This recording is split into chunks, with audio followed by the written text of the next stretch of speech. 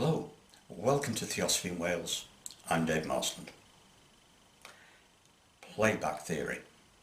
Well, I'm sure we've all been into a building that has had an effect on us, or we feel it's had an effect on us. And that effect can be relaxing, uplifting. You can feel uncomfortable in the building. The building possibly can be draining and exhausting. Sometimes you feel something is wrong here, but you can't explain it. Sometimes it's somewhere you're happy to be and you want to stay and possibly relax or even meditate.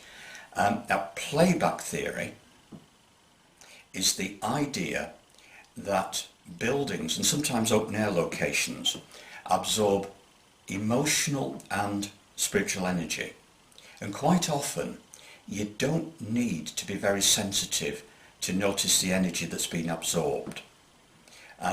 Playback theory is also used to explain hauntings, but not many buildings are actually haunted, and hauntings may have other explanations.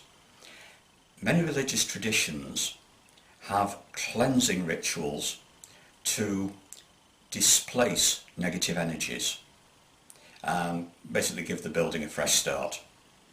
Now, Theosophy postulates that everything in the universe has consciousness, so it's reasonable to postulate further that the fabric of a building has consciousness.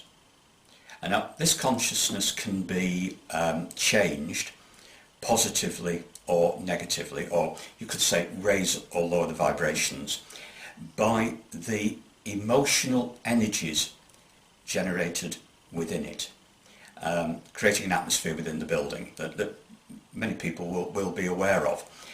It's a two-way effect. We affect buildings, and in turn buildings affect us. Now, playback theory concerns itself with emotional and spiritual energy, and both of these can be raised by meditation or really any spiritual practice, whether it's within the building or possibly out in the open. Now, some places become a focus for spiritual energy, like a conduit or a portal, and these are often sacred sites or sometimes churches. Now, an example, I think, of a site that is a focus for spiritual energy is Pendle Hill in Lancashire. Now, it has a long tradition of being important to paganism and witchcraft, and also the founder of the Quaker movement, George Fox, had a vision on top of Pendle Hill in 1652. So clearly there is something that Pendle Hill has in terms of spiritual energy. It's possibly a conduit or portal. Now, as far as raising vibration is concerned, if you want to raise the vibration of your home, being positive will help.